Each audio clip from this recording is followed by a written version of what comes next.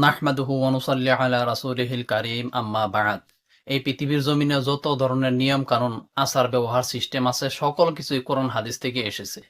এই পৃথিবীতে যেরকম নাকি একজনের কাজ না করলে সেই ব্যক্তি কাজের বিনিময় দেয় না, অফিসে ডিউটি না করলে যেরকম নাকি মাসিক বেতন পাওয়া যায় না, আমরা ঠিকমতো খানা না খাইলে যেরকম নাকি শরীর ঠিক থাকে না, বেমার হলে চিকিৎসা না করলে যেরকম নাকি বেমার ভালো হয় না, ঠিক তেমনি ভাবেই আল্লাহ রাব্বুল আলামিন আমাদেরকে অনেক মহব্বত করে বানিয়েছেন। আর আল্লাহ রাব্বুল আলামিন বলেছেন, তোমরা শুধু আমি আল্লাহ রাব্বুল আলামিনের ইবাদত করো। এই পৃথিবীতে যেরকম নাকি কিছু না করলে তার কিছু বিনিময় পাওয়া যায় না, ঠিক আল্লাহ রাব্বুল আলামিনও বলছে, তোমরা যদি আমার ইবাদত করো তাহলে তোমাদেরকে সেই ইবাদতের বিনিময়ে আমি আল্লাহ রাব্বুল আলামিন জান্নাত দান করব। সুবহানাল্লাহ।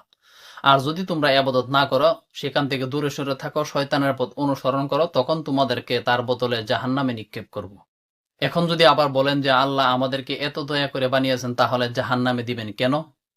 তাহলে আমি সেই ভাইকে বলবো যে আমি যদি আপনার কোনো কাম কাজ না করি, তাহলে কি আপনি দিন শেষে আমাকে তার বিনিময় বা হাজিরা দিবেন? কখনো না।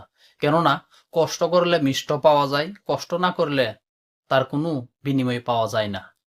তাহলে আল্লাহ রাব্বুল আলামিন বলছে, তুমি ইবাদত করো, আমি তোমাদেরকে সেই ইবাদতের বদলে জান্নাত দিব।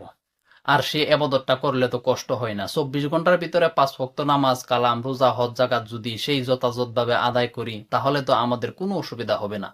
তারপরেও কিন্তু আমরা সেই ইবাদতটা করতে পারি না।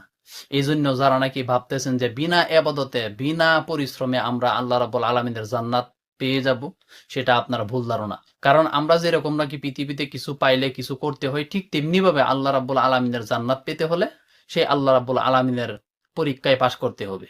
কেননা আল্লাহ রাব্বুল আলামিন কুরআনুল কারীমের 3 নং সূরা আল ইমরানের 142 নম্বর আয়াতের মধ্যে বলেন, আপনি যদি ধৈর্য, সবর, ইবাদত ও বিনয়ের সাথে কোরআন হাদিস মেনে চলতে পারেন, তখন আল্লাহ রাব্বুল আলামিন আপনার উপর খুশি হবেন এবং কি পরকালে আপনার শান্তিময় জায়গা জান্নাতে আপনাকে ঠাঁই দিবেন। তাই প্রিয় মুসলিম ভাই এবং বোন, আমরা দুনিয়ার নিয়ম কানুন জানার পরেও কেন আমরা অবহেলা করতেছি আল্লাহর ইবাদত করার জন্য?